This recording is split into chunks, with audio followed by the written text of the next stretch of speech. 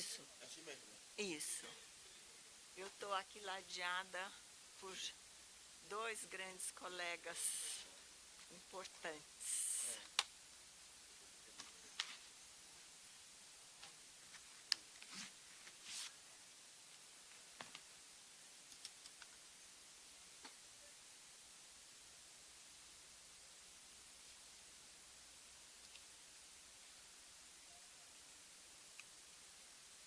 Eu fui olhar o currículo de vocês e falei, eu vou ficar falando a hora e meia inteira para contar tudo que eles fizeram, que eles publicaram. Então eu dei uma sintetizada bem grande aqui, tá?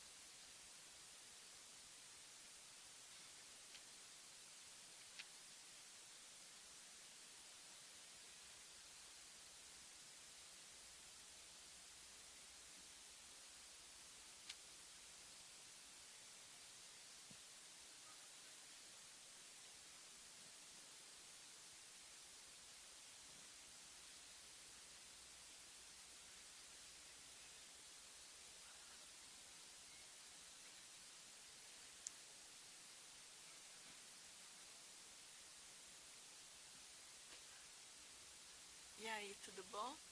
Você vai ser o monitor? Ah, nenhum. Contar o tempo, sim. Então aí você me ajuda. A gente combinou meia hora para cada um e 20 minutos ao final para perguntas. E daí eu vou fazer a minha apresentação o mais rápido possível, que é para não comer tempo do que importa, tá? Então a minha, não, porque aí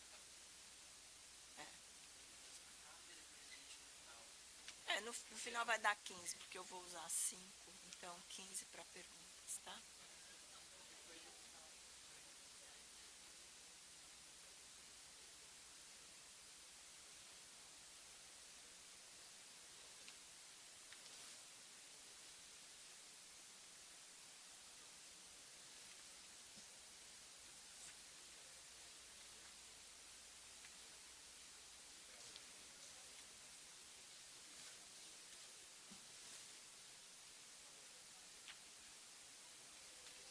Pode começar, Guilherme? Hã? Eu não.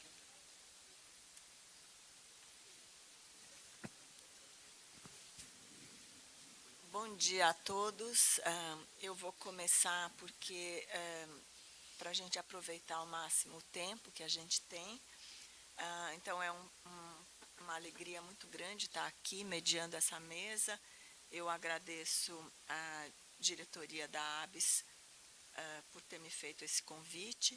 Me sinto muito honrada de estar aqui entre dois grandes estudiosos de um assunto que me é muito caro e que tem permeado os meus trabalhos junto com a minha colega Esmeralda Negrão há muito tempo, que é a questão da mestiçagem, digamos assim, do encontro de culturas, do encontro de línguas, do encontro de perspectivas e assim por diante. Então, aqui eu apresento o professor Amálio Pinheiro, que é poeta, é tradutor, é professor do curso de pós-graduação em Comunicação e Semiótica da PUC de São Paulo, é coordenador do grupo de pesquisa Barroco e Mestiçagem, onde se discutem literatura, comunicação, cultura e cultura da América Latina, buscando cada vez mais evitar modos de conhecimento dualistas sobre a visão que se tem da América Latina. Ele publicou um grande número de livros, de traduções, de poemas. Não vou citar todos aqui, porque senão eu estava dizendo para eles, eu fico a hora e meia toda aqui e eles não têm tempo de falar. Aqui do meu lado esquerdo está o professor Abreu Pache,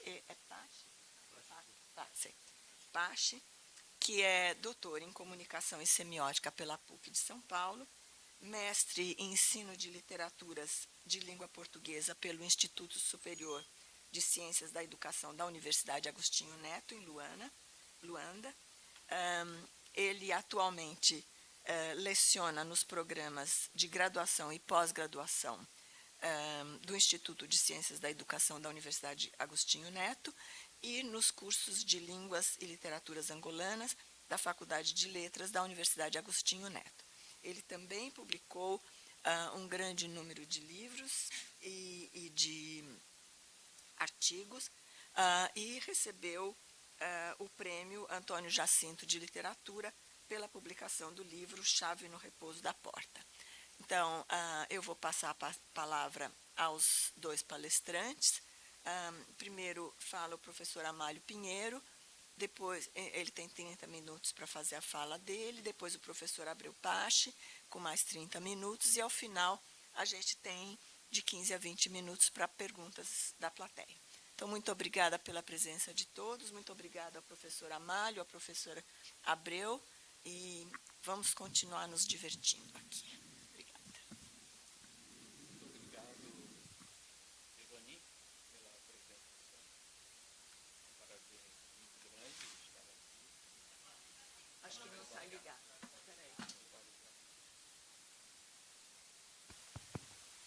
Melhorou. Melhorou. Tá. Então, é um prazer muito grande estar aqui com vocês e vou tentar, nesse tempo, fazer as colocações da maneira assim mais explícita possível. Vocês depois poderão, com alguma pergunta, complicar mais o que eu vou expor.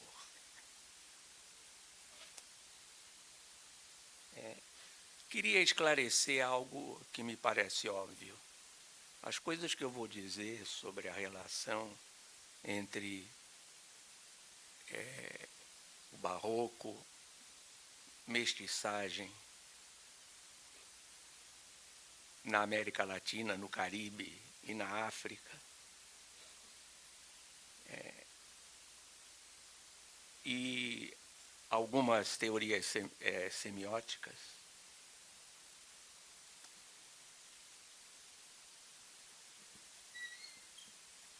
contém situações que se dão em meio aos regimes de poder de toda a espécie, institucional e não institucional, que nós herdamos das tendências logocêntricas e essencializantes do continente europeu. Não é? Eu estou prevenindo assim para dizer que, evidentemente, eu sei disso. E porque a intenção minha é procurar pensar um pouco liberado de uma certa, digamos, psique melancólico-pessimista que tem se desenvolvido exageradamente nos últimos anos.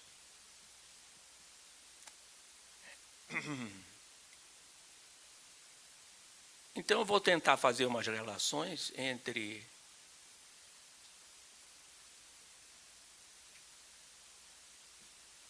a natureza e o barroco, para começar. Talvez não se tenha dito ainda o suficiente o quanto a natureza transbordante destas partes do mundo podem modificar os processos de conhecimento e de linguagem. É uma natureza que perturba pelo seu caráter excessivamente ornamental e emaranhado. E nunca é fácil pensar de maneira emaranhada. Mas isso já foi pensado também semioticamente. Existe um livro do Floyd Merrill chamado Entangling Signs, que justamente é signos emaranhados. Você não consegue dissociar as ordens sígnicas de maneira clara.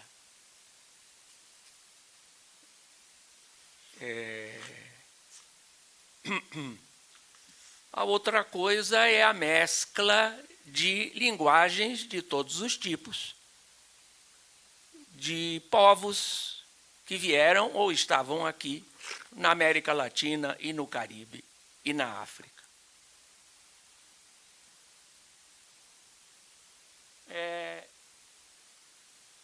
Sobre a natureza, muita gente já mencionou essas coisas da natureza que eu estou dizendo para vocês. Por exemplo, eu vou fazer uma citação só. Bom, mesmo o Lévi-Strauss se assustou um pouco quando chegou aqui e disse: esta natureza é de outra ordem, ele disse. Mas parece que ele não tirou as consequências suficientes deste espanto. Não é? Então, disse o filósofo francês Jean-Christophe Godard, ele disse, por exemplo: desembarcar na costa do Novo Mundo, desde que se desembarque de verdade. E se mude de borda.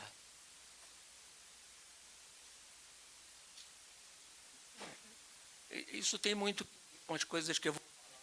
Será que as pessoas têm realmente consciência de que estão aqui, neste lugar? Ou estão pensando a partir de fora? Eu já me perguntei, digamos, isso não é nenhuma vantagem, eu já me perguntei a meu respeito e vi que muito de mim pensava como se eu tivesse vindo de fora, porque nós somos assim. A escola é assim. Então, será que nós deveríamos ter a escola que temos? Não é?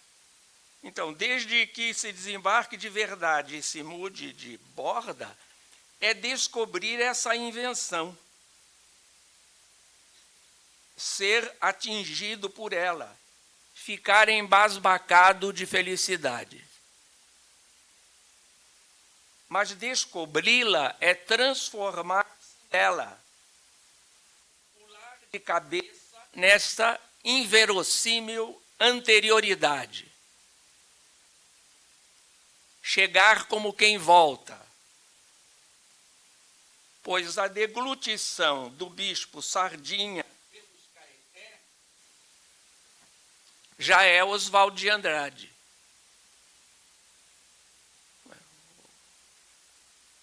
As coisas que Oswald de Andrade diz, elas estão no plano dessa cultura invadida pela natureza.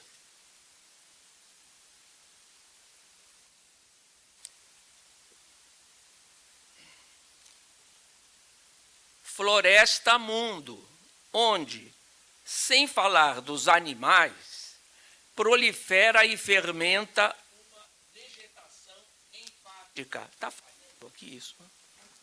Está falhando, não é? Será que isso tem que ficar perto? Vai dificultar a minha gesticulação, não? Vamos ver se esse está melhor. Como falar sem gesticulação, não? Vamos ver. Floresta mundo, onde ainda é o Jean-Christophe Godard. Floresta mundo onde, sem falar dos animais, prolifera e fermenta uma vegetação enfática. A menor árvore, povoada de epífitos enxameados por outras espécies, desdobrando em profusão uma multidão de galhos e gravetos, folhas, flores e frutas, de formas e de cores emaranhadas, que são como presenças humanas. Quer dizer, nós existimos na mesma condição dessas florestas. Animais, plantas, e nós somos objetivamente uma objetosfera.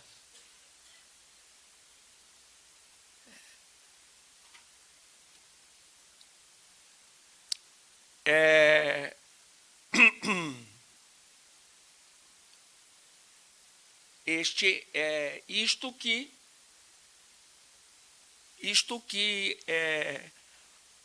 Haroldo de Campos, por exemplo, chamou de uma desmesura não geometrizável das formas vegetais e animais. Então, bons autores começaram a incluir isso na sua linguagem. Começaram a escrever com a natureza, não sobre ela. Isto é fundamental. Escrever com a natureza, com a paisagem.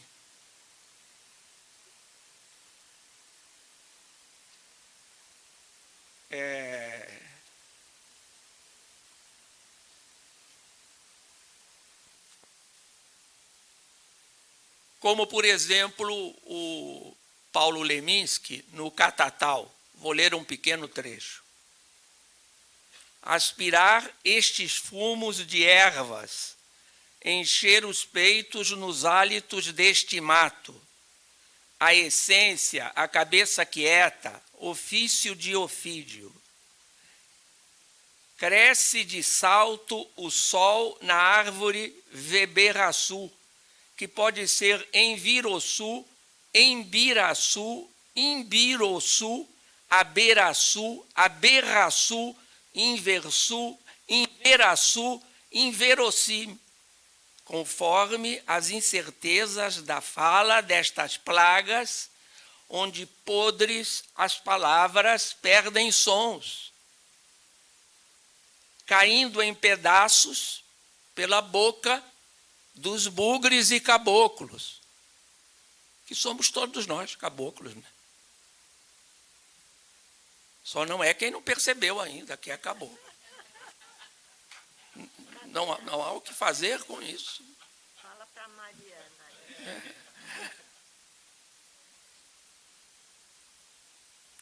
Fala que fermenta na boca. Todos trazemos bichos vivos na boca.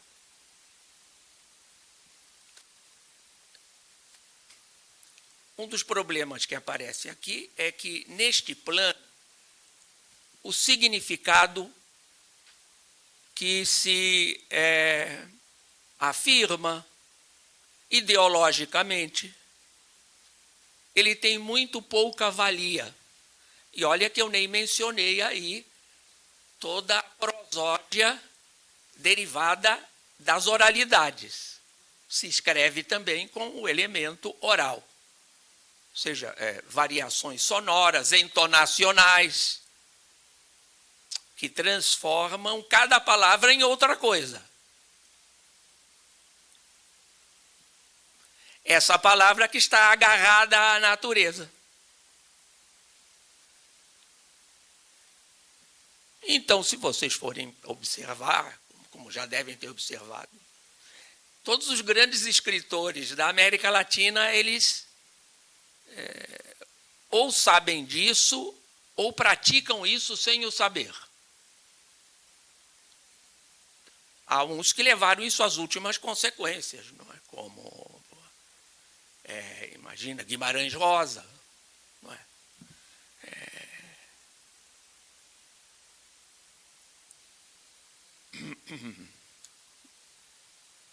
Junto a isso foi aumentando cada vez mais uma espécie de excesso sinonímico. Muita gente já escreveu e já observou isso, o como é impressionante que você chega num lugar pequeno do interior do Mato Grosso, e vai observar que para cada coisa há umas 10, 15, 20 palavras e poderia se fazer um dicionário enorme com todos esses termos regionais. Isso também está sempre deslocando o tal do significado, que de tempos em tempos aparecem como se fosse algo muito importante, né? Então, vocês reparem como agora se fala muito assim, sinalizar, atualizar, não é? Esse é o grau mais baixo, mais terrível. Aqui, evidentemente, o clichê pode chegar. A gente, sem perceber, a gente começa a falar isso. Em vez de você dizer, olha, fala comigo, a pessoa diz assim, me sinaliza. Como me sinaliza? Diz para mim. Esta é uma ocupação ideológico-política de terreno, ou seja, é o terreno da baixaria.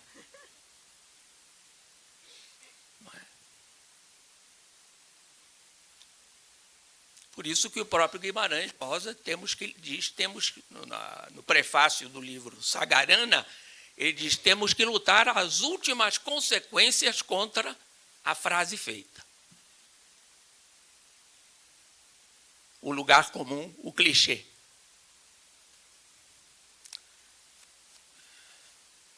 Então a gente começa a perceber que para esses lugares amplos que eu mencionei, e em cada lugar é diferente, não haveria muito tempo de tratar disso.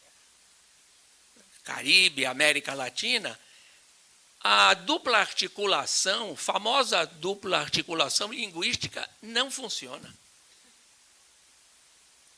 O problema de haver um nível de significado chamado morfema, que teria um grau de superioridade sobre os fonemas. Porque tudo que interessa por aqui está no plano de fonemas agarrados à natureza. Quando chega a morfema, é para ir para outro lugar. É uma coisa de passagem, muito rápida.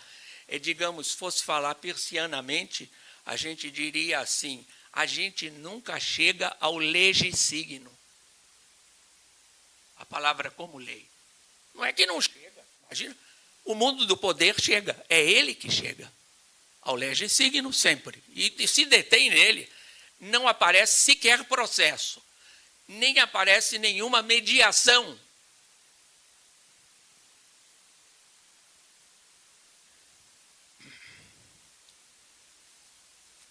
E para nós, em virtude dessa proximidade da natureza, em virtude desse excesso sinonímico, não é? O Lottman mesmo já disse uma vez, sem sinonímia não haveria poesia. A poesia, justamente, ela vai destruindo os possíveis significados através da manipulação dos fonemas, como faz o Leminski aqui, no em Viraçu, em Berraçu, etc.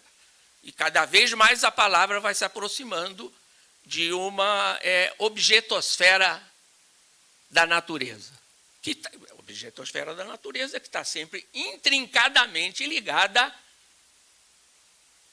à semiosfera cultural.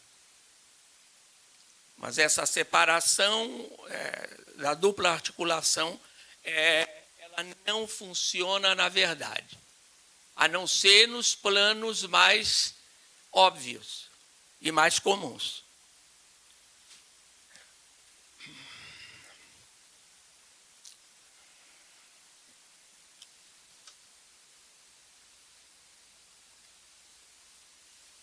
Isto porque, então, cria-se uma espécie de sociedade que abomina a linha reta e o ângulo reto. Isso já foi dito também por várias pessoas. Não é? E onde há uma predominância excessiva dos elementos rítmicos nascidos de uma enorme variedade de formas curvilíneas em espiral.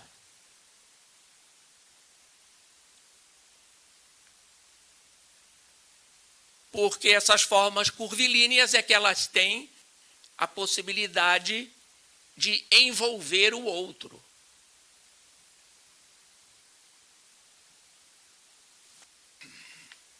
Então, sobre a natureza, haveria, claro, muito mais coisa para falar sobre essa relação entre natureza e linguagem. E todas as linguagens.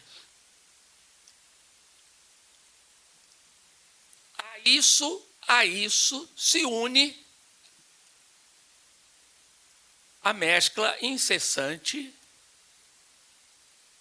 entre povos de todas as partes do mundo, na maioria dos casos de lugares mais empobrecidos,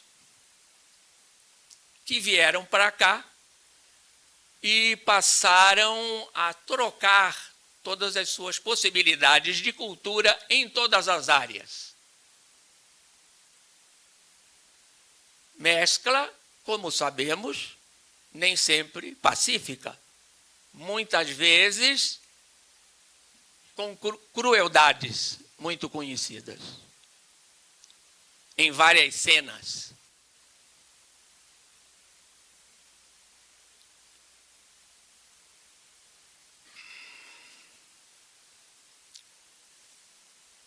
Isto foi criando nesses continentes mencionados uma heterogeneidade excessiva, sempre procurando encontros, formas de mestiçagem entre as linguagens. Refiro aqui a mestiçagem de linguagem. Não vamos entrar em questão de mestiçagem de raças. No caso, essa mestiçagem que eu falo, ela pode ser praticada por pessoas de qualquer cor.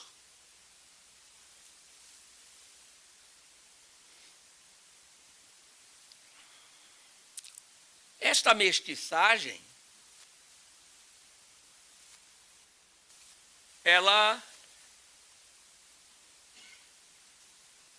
não somente é heterogênea, como ela é heteróclita. Peguei aqui essa palavra de uma citação que eu vou fazer. Ou seja, nós vivemos num lugar onde há um emaranhado sempre enviesado.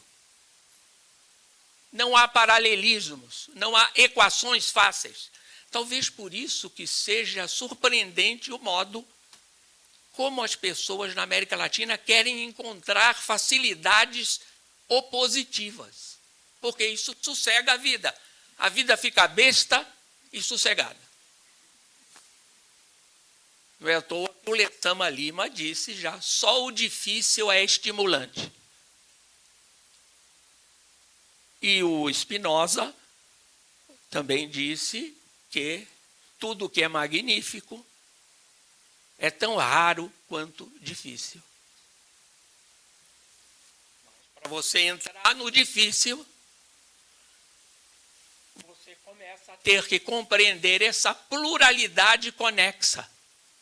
Porque não se trata de reconhecer pluralidade sem relação. Pluralidade sem relação é o mesmo do que uma porção de identidades.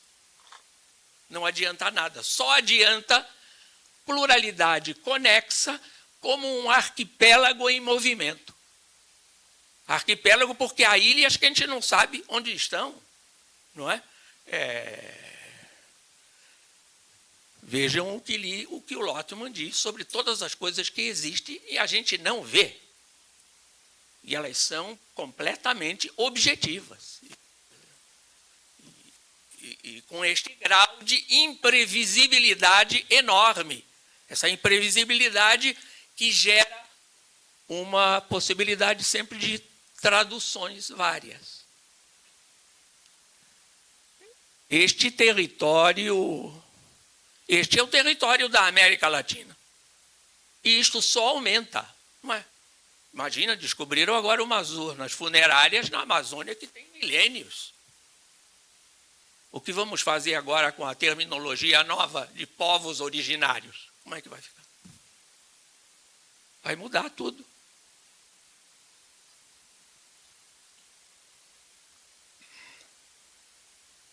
Bom, então, isto é muito difícil. Ou a gente fica com o difícil e tenta montar uma sociedade a partir do difícil, ou a gente fica com as oposições. As oposições têm o seguinte problema, um problema teórico fácil, na minha opinião. Quando você passa a vida em oposição a uma coisa, você passa a depender da estrutura que a pessoa contra quem você luta montou. Não há saída para isso. Eu lembro uma vez eu estava conversando num bar, com um cara que você conversa no bar, ele a todo momento voltava a falar todos os equívocos que o pai dele tinha feito, tinha cometido, desde pequeno. Eu disse, mas cara, você é o seu pai. Você está dentro do que você nunca esteve tão parecido com o seu pai. Eu só falo dele. Vocês reparem que isso está acontecendo hoje em muitos planos da comunicação. Tem assuntos que professores, mídia, pessoas na rua repetem até o momento. Repetem empolgadas, como se tivessem descoberto uma enorme verdade. E estão presas dentro, essas pessoas estão presas dentro da estrutura de poder. Porque é a estrutura de poder que domina, não são as pessoas. Então, a primeira coisa que a gente tem que reconhecer é que são as grandes possibilidades de um pensamento analógico que nós temos. Não podemos pensar de um modo digital. Sim e não. Alto, baixo, dentro, fora. Não podemos pensar. Homem, mulher, branco, preto. Estamos perdidos pensando assim.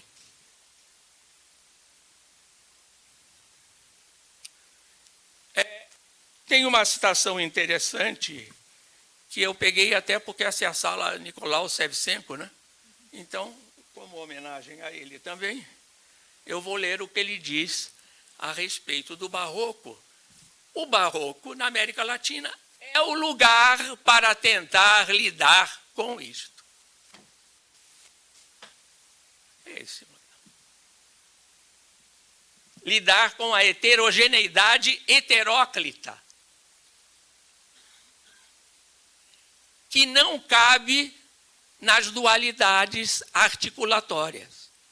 Morfema, fonema, não cabe nisso.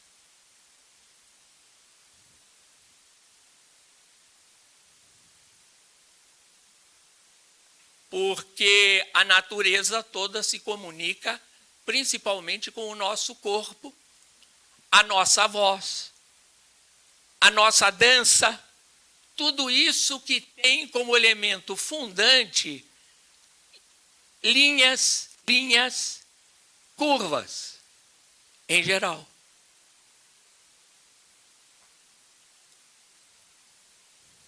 Mas o Nicolau, já estou perto de acabar. Que coisa, meu.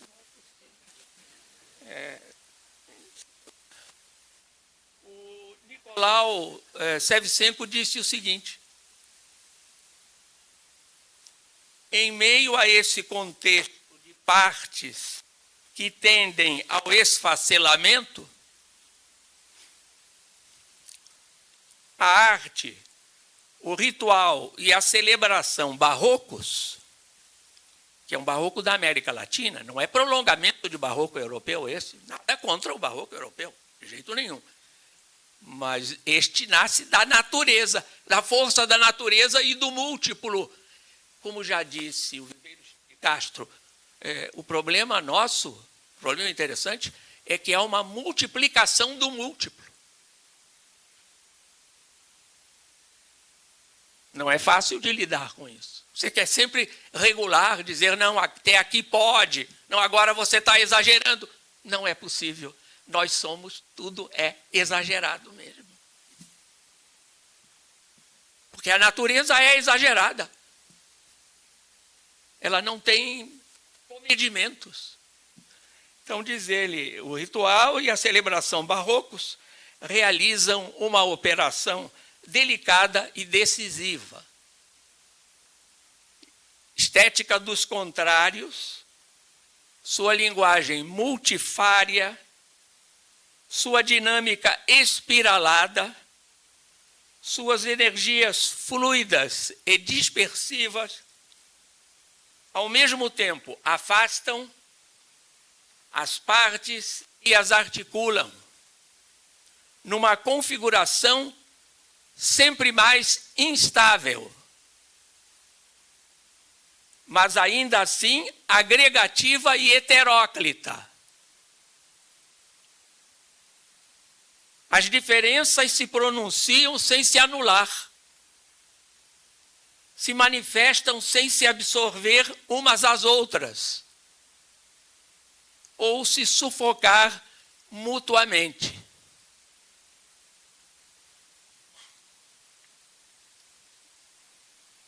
Haveria muitíssimo mais para falar, mas isso é uma introdução muito lacunar, não é? Então, de qualquer maneira, muito obrigado por me ouvir.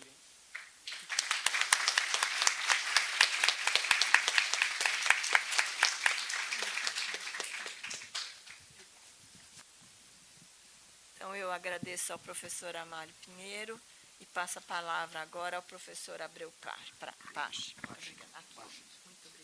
Usa esse aqui, ó. Usa esse. Qual? Este. Este está melhor, né?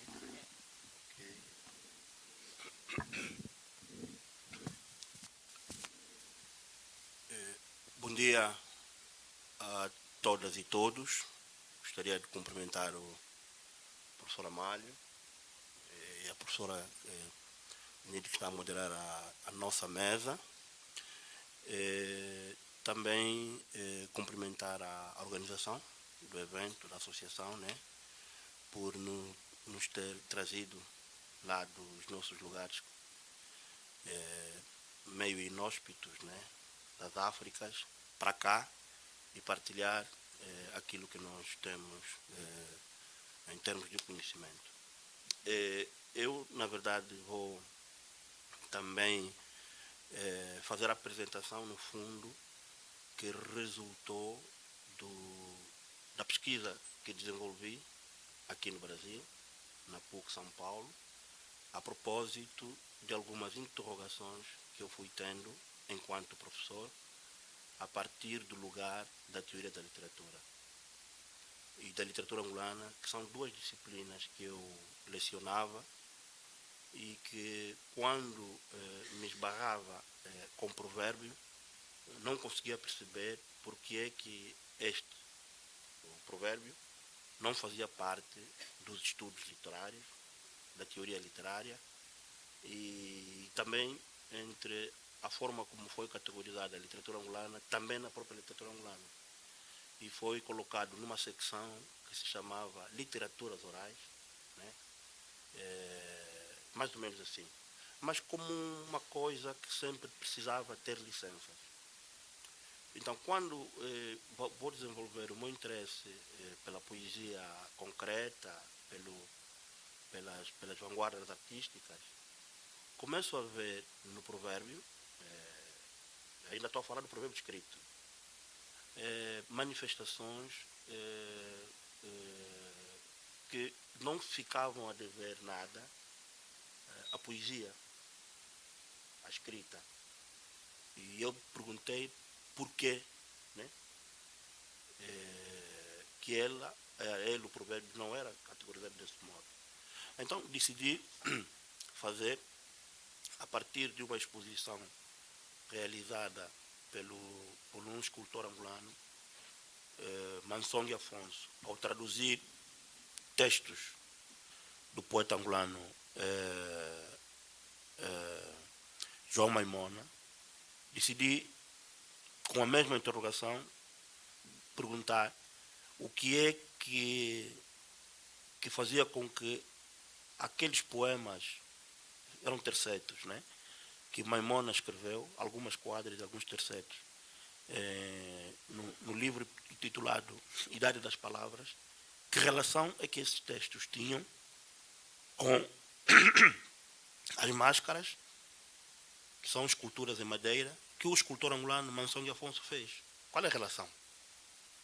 Como é que eu vou pegar num poema escrito em papel e relacionar com uma máscara, uma massa de madeira, ainda por cima com imagens? Então, isso também me perseguiu, dentro daquelas perguntas que eu fazia, associado ao provérbio. Quando decidi, então, usar isso como o meu trabalho de mestrado, então fui atrás daquilo que eu precisava descobrir. E entendi que, no contexto angolano e africano mais geral, e também depois vim descobrir na América Latina e na Europa também, na Irlanda e na Suécia, os provérbios eram manifestações que congregavam em si formas de códigos voltadas para o outro. Então, quer dizer que os provérbios não eram só escritos, como nós habitualmente aprendemos, nem falados, né, associados a uma aldeia ou a um velho. Mas os provérbios, quer dizer, que estavam voltados para todo tipo de linguagens. Bem, isso começou a ficar interessante. Então, para a pergunta que eu fiz para o meu objeto de pesquisa no mestrado, consegui explicar que na cultura angolana, entre os chocos e os quicongos de Cabinda, havia resposta para o trabalho que o Mansong Afonso tinha iniciado, que é estabelecer uma relação entre poesia e escultura em madeira. Então, fechado esse capítulo, decidi então acentuar, né, adensar a minha pergunta sobre o provérbio. Então, se isso que o Mansong fez em relação à poesia de Maimona se explica com provérbio, então o que é isso, provérbio? Então aí eu faço o projeto de pesquisa, por doutoramento, e que no primeiro momento concorri numa outra instituição, onde ele não foi aceite, e quando um amigo toma contato com o meu projeto, disse, não, você, com esse projeto aqui, só há um cara que te pode amparar. E esse cara está na PUC, São Paulo, e ele se chama Amália. Mas eu não o conheço. E vou arranjar formas de poder falar com a minha amiga, que eu conheço, a ver se ele poderá fazer alguma coisa. Então eu mando o projeto chegou ao professor Amálio, e eu lá em África, ao abrir o e-mail, vejo um e-mail muito lacônico, assim, com 2 ou 3 linhas. Era breve, aceito orientar o seu trabalho, mas pensa bem na circularidade do provérbio, na cultura. E eu não estava percebendo nada daquilo. Pois um e-mail quase que não explicava nada, mas aí disse, está bem, vamos em frente. E decido vir para a PUC. Felizmente as coisas correram bem, no sentido de formalizar a minha relação administrativa com a instituição, e depois então seguimos para a ciência. E devo dizer que fui muito bem acolhido pela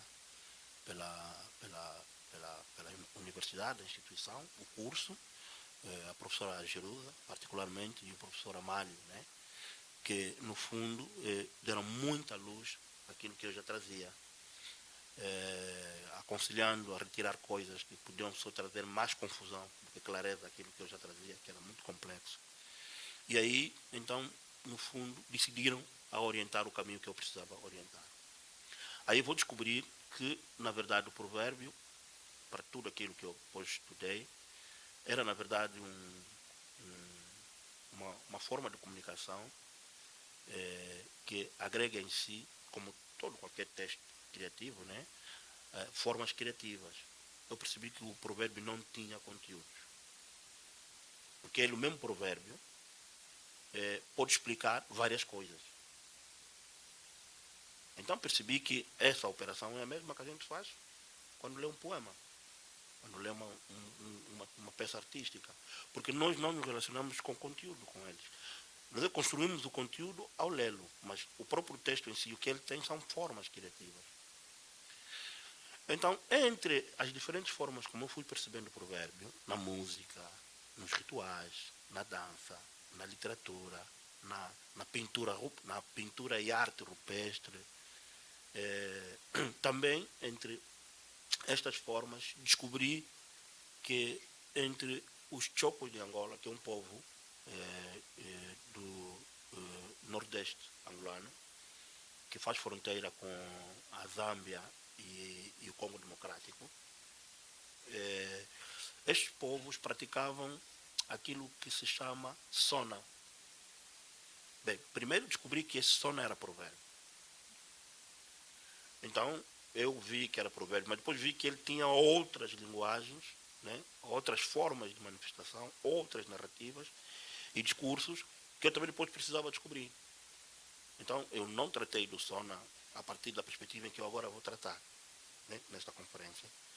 Eu falei do sona precisamente mostrando que ele era provérbio. Então, quando termino o trabalho que eu precisava fazer, esse trabalho de doutorado, agora com as pesquisas que se vão desenvolvendo, no domínio da literatura ainda, vou então dedicar tempo a esse meu objeto agora, que é o sona. O que é que eu vou descobrir? Bem, ele, entre nós, os estudos que já foram desenvolvidos por Henrique Abranches, o vão designar de ideográfico sona. Então, eles privilegiam, no fundo, na forma que ele representava, a sua forma gráfica e a ideia que essa forma gráfica trazia. Né? E é legítimo que também pudesse ser pensado assim. Mas, ao entrar em contato com a sua natureza expressiva, né,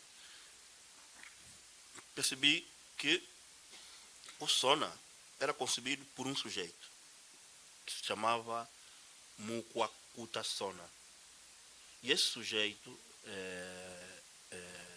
ele sentado de cócoras, com as mãos alinhadas, debruçava-se na areia e ficava a conceber desenhos, e esses desenhos podiam ser de diferentes formas, ou provérbios, ou adivinhas, ou contos, ou cânticos, ou outras formas de expressão.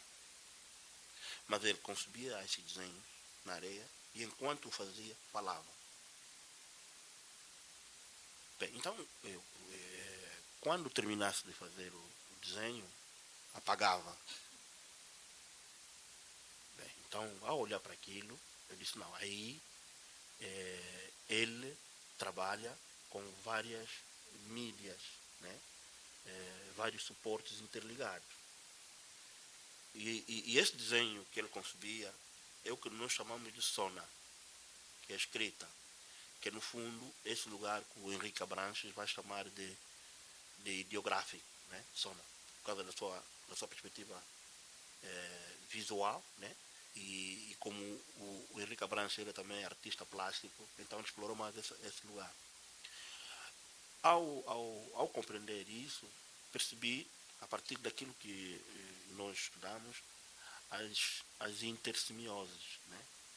Como é que diferentes semióticas, diferentes linguagens cruzavam no ato de conceber o sona. Então, viu-se que, na verdade, aquilo era um idiofonográfico. que ele desenhava, e esse desenho era a escrita, e enquanto desenhava, falava. E o que é que ele fazia? É que aquilo que ele dizia eram os elementos que estavam relacionados com aquilo que ele desenhava e eram os elementos da tradução entre a paisagem da natureza e a paisagem da cultura e a relação complexa que tinham. Porque mesmo os próprios desenhos, alguns não têm uma correspondência clara dos contornos de um objeto da natureza. Outros têm. Por exemplo, se ele quiser representar uma árvore, ele vai dar a imagem aproximada da árvore. Mas há outros entes da natureza que ele não traduzia da forma como eles se manifestam. Então, quer dizer que esses elementos que nós vamos percebendo no Sona são propriamente os grandes desafios que aquilo que nós, nos estudos da teoria da literatura, aprendemos, né, com as vanguardas. E, por outro lado, é a forma tímida também como foi tentando relacionar a literatura com as outras artes. Quando nós percebemos isso, vemos que, na verdade, o Mukakuta Sona, ou o Sona, né, o Mukakuta Sona e o Sona vão se parecer à realidade angolana, aquilo que, em alguns casos, são os escritores fazem, e um deles, numa conferência que nós fizemos, mostrou isso, que o Oscar Ribas já reivindicava essa questão do ritmo e a questão da individualidade na condição de escrita, em função de uma briga que ele teve com o editor, que no fundo entendeu corrigir tudo do livro. Isso foi nos anos de 1967. Ele vai e grafa a palavra cachimbo com X e o editor tira o X, colocou CH. E ele disse que não pode, porque a palavra cachimbo vem de Kushiba, aspirar, quimbundo. Então não se pode grafar com CH, tem que se grafar com X. Enfim, aquilo foi a briga de o que é que se deve fixar como representação sonora, né? Mas quando ele reivindicava isso, um dos elementos que ele avançou é precisamente a questão do ritmo. E também como é que a natureza, né, vem e acompanha o indivíduo no seu processo inventivo e criativo. Ele reivindicou muito esse lugar. E quando vou ver precisamente essa questão do Sona, então vejo que ele, quando sai desse lugar em que ele é idiofonográfico, ficou só o ideográfico, que depois é reaproveitado, mas pelos artistas plásticos, né? Em que pintores como Cruzeiro Seixas, português, na sua vasta obra artística, usa os Sona. O Vitesse, que é também um artista angolano plástico, vai pegar no mito da criação, né? Ele pega na ave e no ovo e representa isso com um ideograma, Sona. Então já cruza esse aspecto mítico, né, da criação, mas representando por uma pintura que dentro do esquema compositivo ou do desenho entrava também a imagem do Sona. E outros artistas plásticos foram fazendo isso.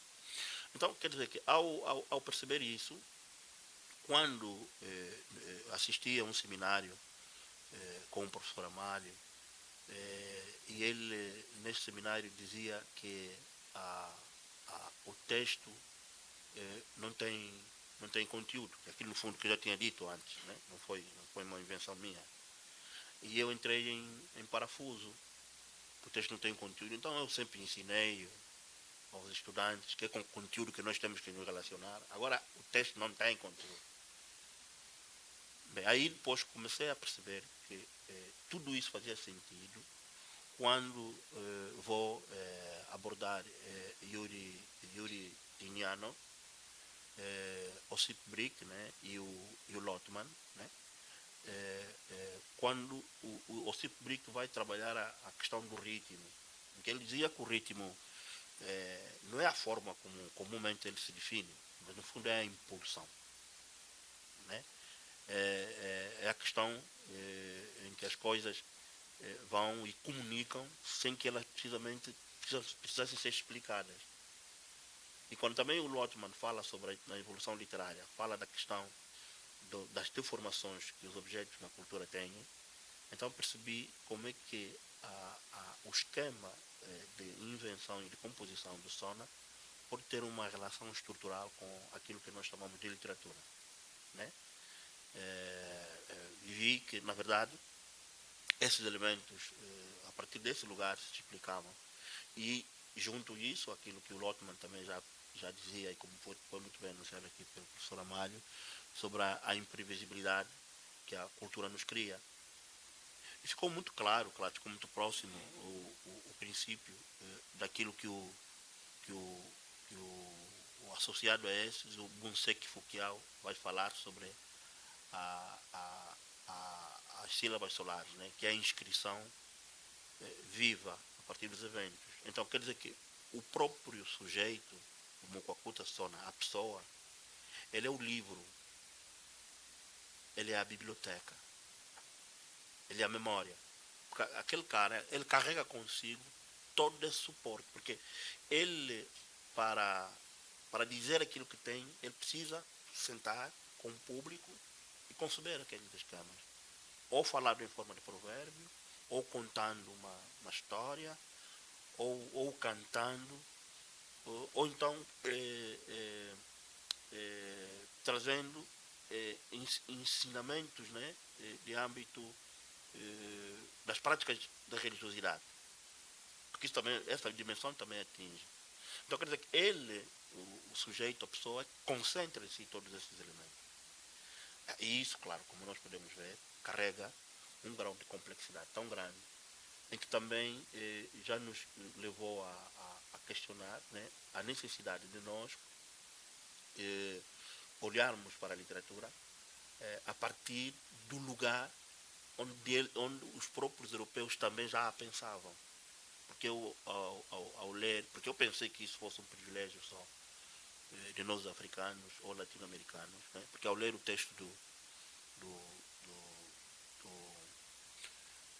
Textos e Tribos agora o nome foge-me, o homem da Bahia, professor Antônio Risério, exatamente. Falava dos textos e tribos das poéticas extra-ocidentais. E eu, pronto, a partir desses lugares, tentei que já podia reivindicar um lugar das literaturas, né, ou da literatura africana ou latino-americanas, que fossem diferentes da europeia. Mas ao ler o texto do Pedro Machado, o texto lapidar, ele dizia que a literatura, para além de significar marca ou escrita, ela também no século XIV significava aquilo que foi dito ou falado.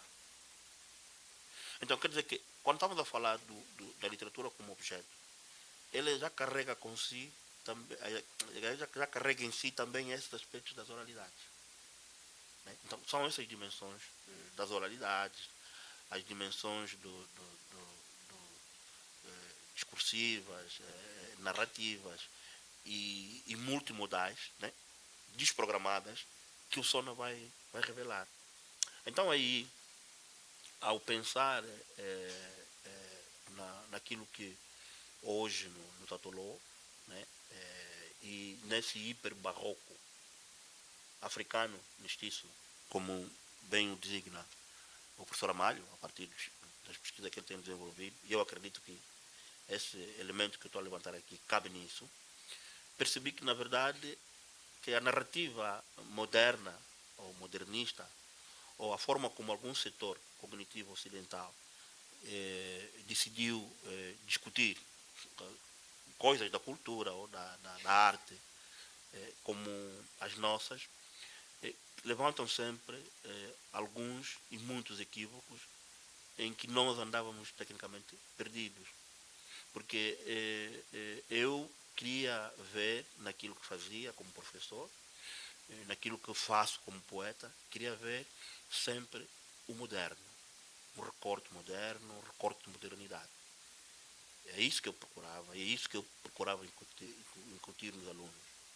Mas ao olhar para essa digressão, todos esses elementos que eu descrevo aqui, percebi que os nossos desafios tecnicamente passam a ser outros. E nisso vou cruzar com um cara, o Lê Thanh Coi. Ele é vietnamita, foi técnico das Nações Unidas. Publica um livro, Educação e Civilizações. Quando eu vejo o título do livro, ele não disse Educação e Civilização. Ele dizia Educação e Civilizações. Então são muitas as civilizações associadas a um fenômeno que se chama educação. E quando eu vou ver, logo no início, no texto dele, ele dizia que a modernidade não é um conceito científico. A modernidade é uma condição que alguns se colocaram, aliás, é um lugar que alguns se colocaram para olharem para os outros e o tratarem de atrasados, tradicionais e ultrapassados. Ou, segundo ele, uma cultura que se desenvolveu para condicionar os outros do ponto de vista político, social, econômico, cultural, literário e artístico. E ele ainda dizia que, para nós, os desafios que nós temos hoje, o que nós precisamos era cultivar a cultura do novo. Né? Esse é o nosso grande desafio. Então, olhando para esse desenho que o Bunseki, aliás, o Lê Thanh Coi vai fazer, e aquilo que o Bunseki Fukiao, ao lado das formulações de Mallarmé de plein air, vai fazer, todo esse inventário narrativo que fizemos, né? Todas essas narrativas que nós traçamos sobre a persona e sobre o provérbio, se encaixam precisamente num grande trabalho, né? Ou num outro trabalho que nós pretendemos desenvolver à luz daquilo que o provérbio nos revelou. E para dizer que o próprio sona, a palavra sona, ela em si significa escrita. Sona é escrita. E essa palavra circula em muitas línguas bantas. Mas só que essa forma de escrever não é a que nós comumente conhecemos. A gráfica, né? E de papel. Essa escrita é corporal. Então isso vai se associar a um trabalho que eu li. Professora, como é que chama? Há um trabalho que eu li, ou seja, um provérbio também com o qual cruzei, que dizia que os brancos, o provérbio dizia assim, os brancos escrevem no papel e nós escrevemos no peito. E esse provérbio circula em muitas línguas e em muitas regiões da África Austral. Então, quando eu vou analisar esse provérbio, nós escrevemos no peito, os chokwas, como forma de identificação, eles fazem inscrição na pele, as clarificações. Pode ser tatuagem, outras formas, outras técnicas que eles usam, como forma deles se identificarem como pessoas, como sujeitos pertencentes a um determinado lugar. Isso tem uma dimensão. A outra dimensão que eu pensei no escrever no peito é precisamente esse Mukwakuta Sona, que ele próprio é o repertório, quer dizer, ele que carrega todo o repertório daquilo que ele precisa se revelar como adivinha, como conto, como canto, como história, ou seja, como experiência de vida.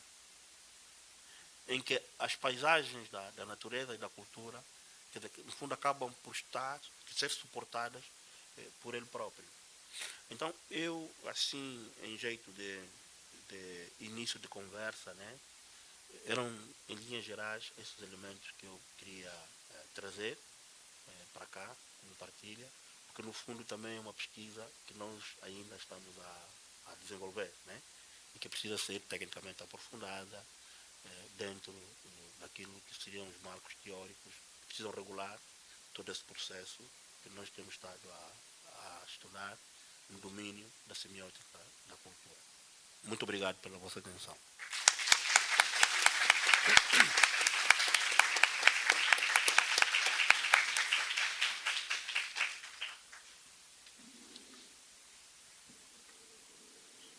Então, agradeço agora ao professor Abreu Pache por essa fala e abro a sessão de questões, comentários.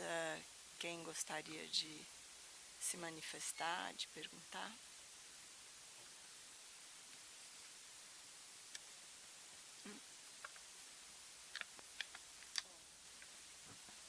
Eu não sei tirar.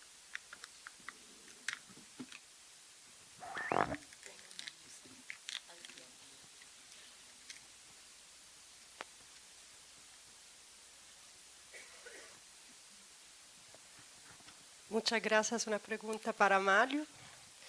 Con respecto al hecho de que los fonemas se quedan agarrados a la naturaleza y a lo de la heterogeneidad heteróclita, se refiere a una especie de fonosimbolismo en el primer caso y en el segundo, o a agenciamientos cínicos enunciativos de tipo deleuziano que se desterritorializan, como mencionaste a Spinoza también, ¿no? Gracias.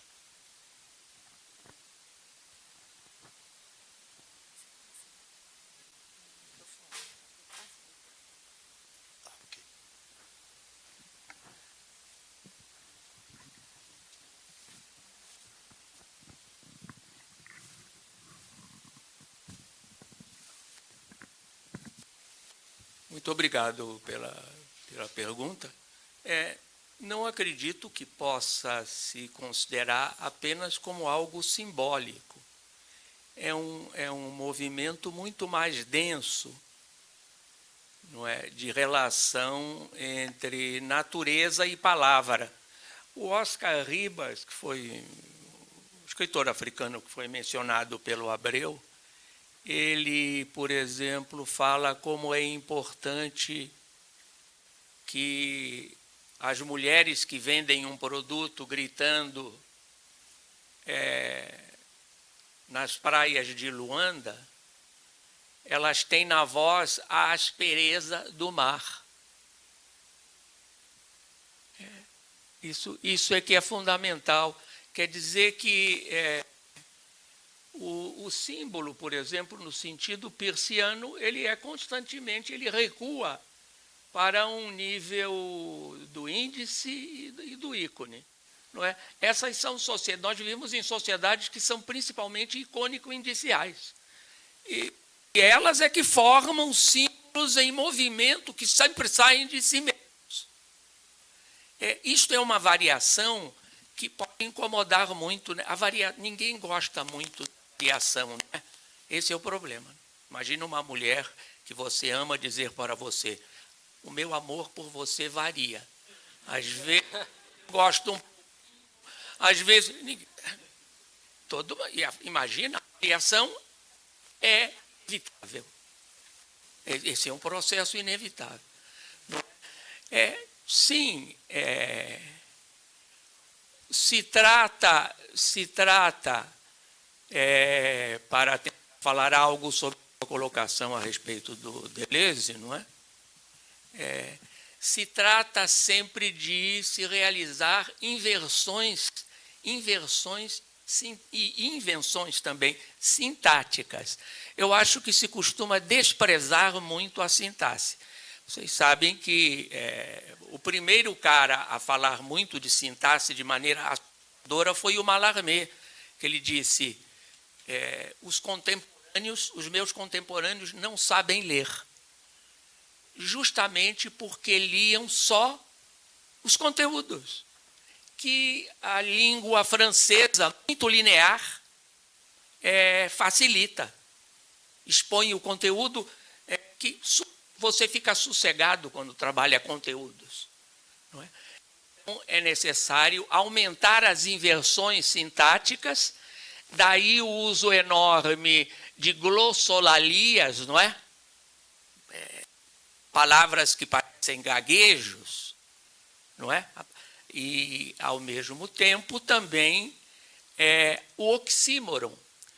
Por isso que a poesia, e na América Latina, em geral, se usa tanto o oxímoron, porque o oxímoron é que nos obriga a fazer os contrários conviverem entre si, sem se resolver, porque o pessoal gosta de resolver os contrários e encontrar uma síntese que, de novo, possa ser apoderada pela linguagem. Não, o que interessa, o oxímoron, ele enfrenta o paradoxo, mas o mantém aceso. Não é? E daí a erotização da linguagem, porque a linguagem passa a ser corpo. Na medida que você realiza, a cirurgia sintática possibilita ligações que tornam a linguagem ininteligível em termos de conteúdo, ou simplesmente como um deslizamento semântico complexo, para dizer de alguma maneira. Não é? Claro que há um deslizamento semântico. Porque o seguinte, o sentido, o pessoal da sociossemiótica estuda de modo muito interessante o problema do sentido. Reparem que a gente não consegue dizer o que é o sentido. É algo que circula. Não é? O sentido é algo que circula. Desde que apareceram as nossas naturezas no planeta, o sentido é produzido pela natureza também. Fica muito difícil a gente compreender aquele ato de botar entre parênteses, não é? As reduções que colocam entre parênteses o mundo. Não é? Como era feito pelo... Esqueci o nome do filósofo agora. Banja. Como é mesmo? Dizer quem? Isso, como dizia o Husserl. Então, porque era sempre um mecanismo de procurar a significação cada vez mais alto. Cada vez mais alto. Quando se trata de uma...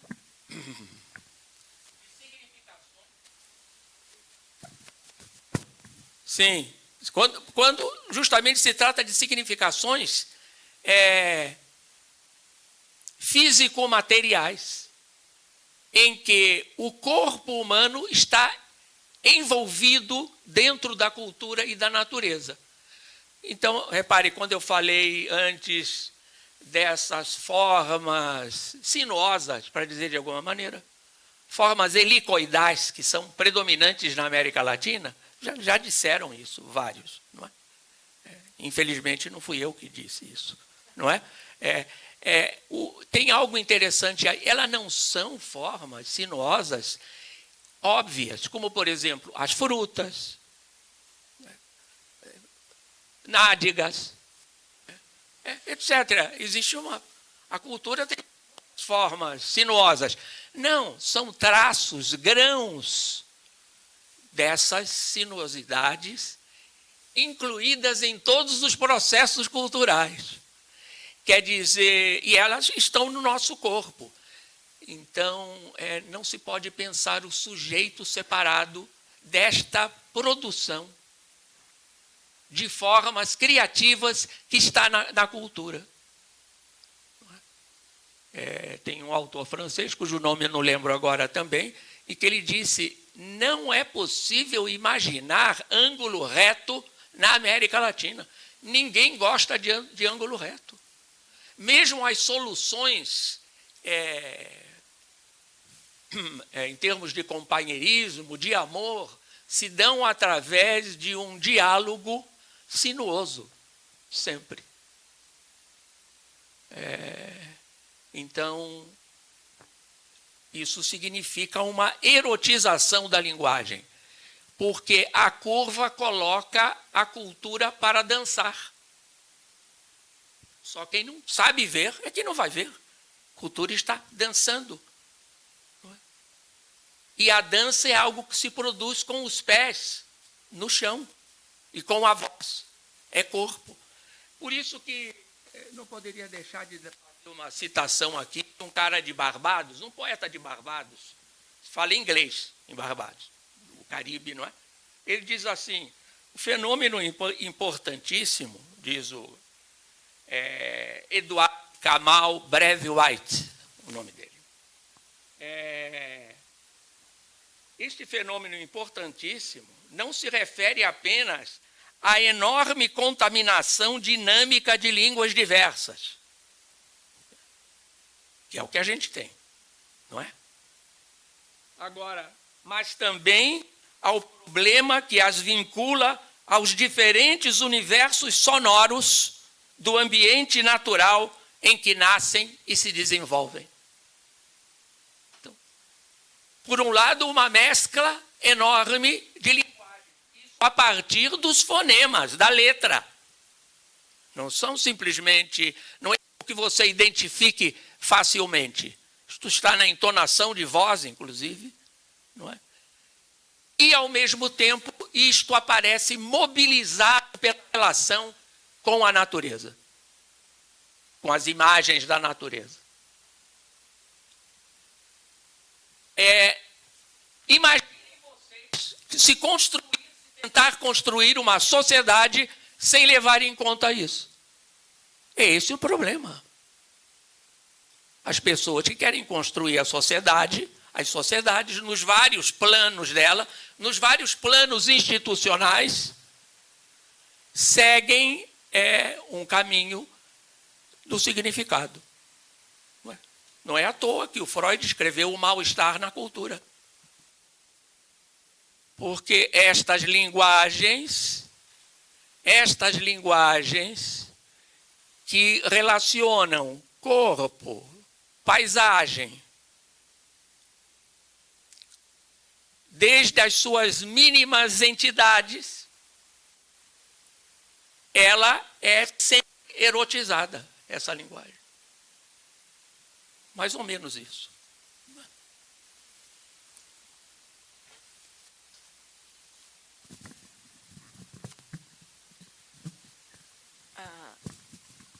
Uma lá no fundo.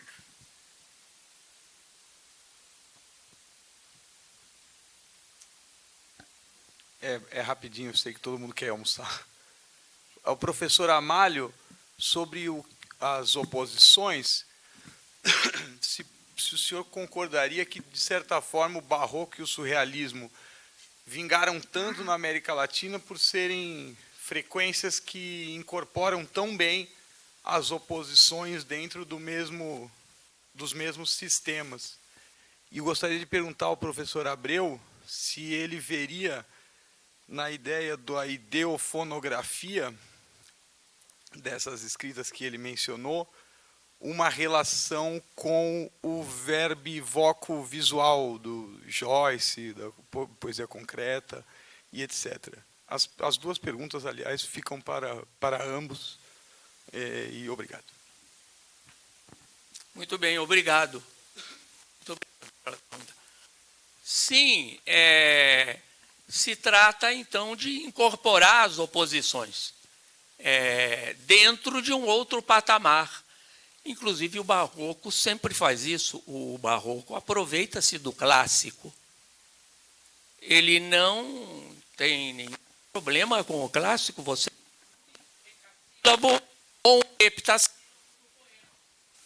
com a maior facilidade. Isso é feito. O poeta cubano Nicolás Guillén, poeta cubano, ele tem um poema que começa com um heptassílabo. La Habana com sus cadeiras. Isso é um heptassílabo, né? Um acento na sétima. E o outro verso é La Habana com suas cadeiras sonoras. E ele coloca o poema para gingar a partir da imagem da Malecón. E ele não tem nenhum pejo de utilizar um verso clássico. E isso comumente se faz.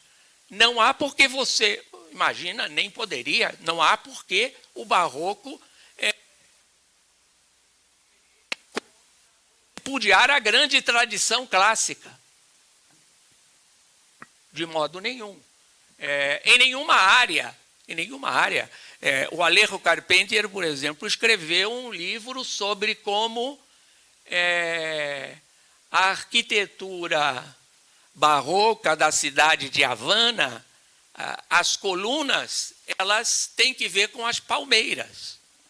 Existem elementos de troca entre as palmeiras e as colunas. Aliás, a nossa arquitetura é feita de elementos arredondados, não é? Já o Niemeyer, o Lúcio Costa, em Brasília, fazia isso. A ideia da curvatura. Este é um elemento do feminino presente na cultura, vocês percebem? É o elemento do é o feminino presente em todos os lugares na cultura.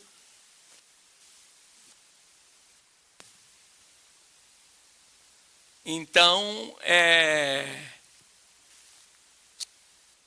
o mundo clássico participa dessas composições barroquizantes em todos os lugares. E, evidentemente, as oposições elas podem ser mobilizadas através da superação pelo oxímoron, ou então pelo ingrediente sinonímico que eu mencionei antigamente. Agora há pouco. Então, conforme você... Isso se faz demais. Na poesia, na literatura. Imagina, vejam o que faz o Guimarães Rosa, etc. Ele vai colocando, por proximidade sonora, uma enorme quantidade de palavras que, de alguma maneira, mostram a precariedade de qualquer afirmação que se queira com um significado completo. O problema é que aí, então, isso acaba sendo uma crítica política da própria maneira como a gente pode viver.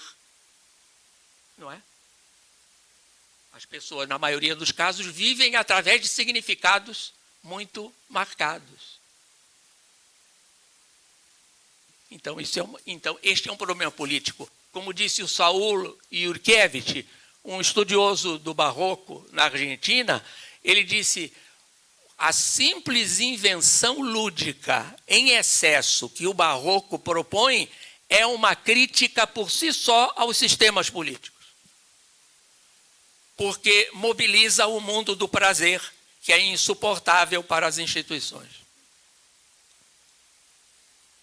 Então, a gente está fazendo política, pensa que está fazendo política e está escrevendo como os mandantes da sociedade. Isso é a coisa mais comum da gente ver. Ou estabelece oposições diametrais insolúveis em que alguém é melhor do que o outro. Você mandou, agora eu que vou mandar. Isso é terrível, isso é a coisa mais terrível que pode acontecer. Isso que gera essa psique melancólica, como eu falei para vocês. Não é à toa que o Spinoza mostra que a alegria é sempre mais complexa do que a tristeza. Tristeza é muito fácil. Morreu alguém, você fica triste. O profundo é você abraçar, é o contágio entre duas coisas heteróclitas. Isso aqui é extraordinário. E isso cria uma felicidade que não tem que ver com um melhor ou um pior. Não se trata de um melhor ou um pior.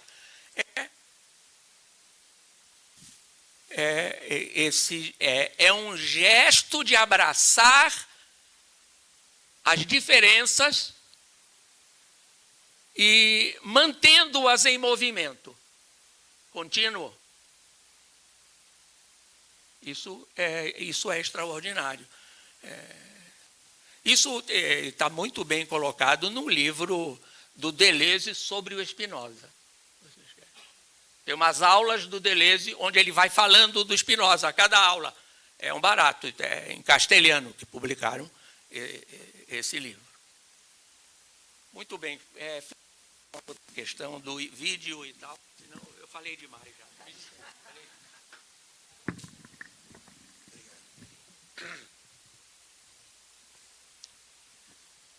Sim, é exatamente isso, né? Quando falo de idiofonográfico, é a associação de imagens sonoras, imagens visuais, a imagens espaciais, né? E, no fundo, essas intersemioses, né?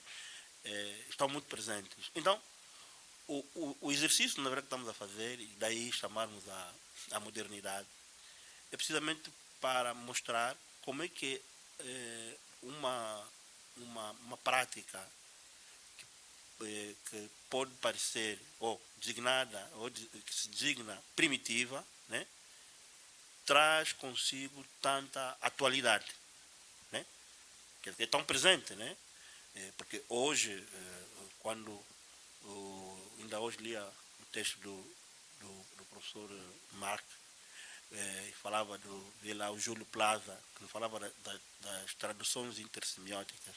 Eu achei isso tão interessante, né?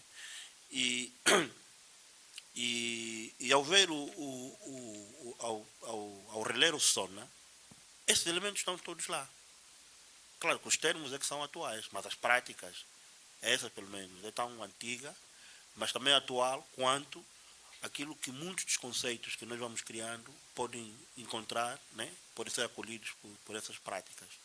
Então, na verdade, o exercício que nós estamos a tentar fazer é precisamente sairmos um pouco, né, nesse afã linear, progressista, né, meio tecnológico, até porque a ideia também que se vende hoje é que a tecnologia é isso, né, o computador, o telemóvel, a internet, né, em que todos esses procedimentos, por exemplo, que nós falamos, podia não caber no inventário do conceito de técnica ou tecnologia. Cabe. É precisamente a forma como diferentes processos associados criam um resultado. Porque ele vai contar uma história.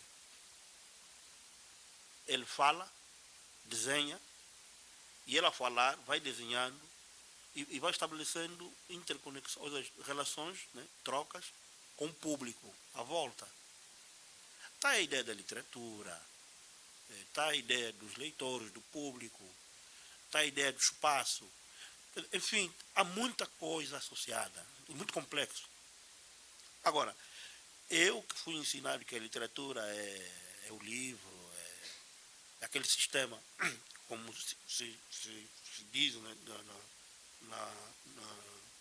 em teoria da literatura, esse elemento não cabe, que traz uma experiência que não se encaixa dentro daquilo que foi definido como formas de conhecimento em que nós podemos abordar o fenômeno literário.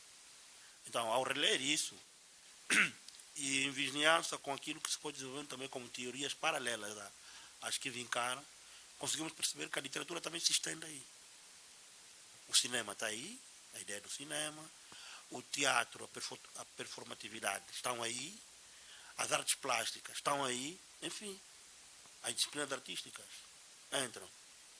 Mas também tem os seus contornos filosóficos, enfim, tem uma série de elementos amalgamados aí que, no fundo, explicados melhor seriam do modo como, por exemplo, dizia o professor Amália, né?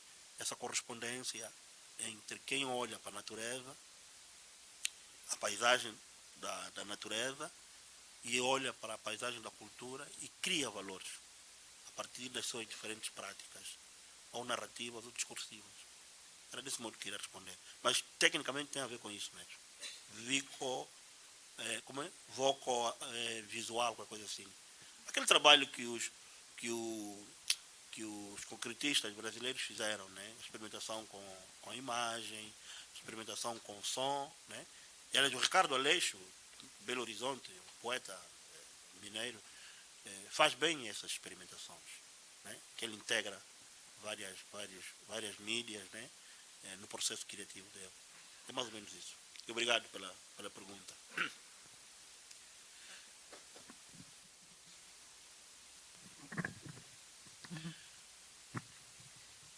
Então, eu agradeço primeiramente ao professor Amália e ao professor Abreu pelas excelentes falas e pelo debate. Agradeço a todos os presentes e vamos almoçar. Então, muito obrigada. Até mais.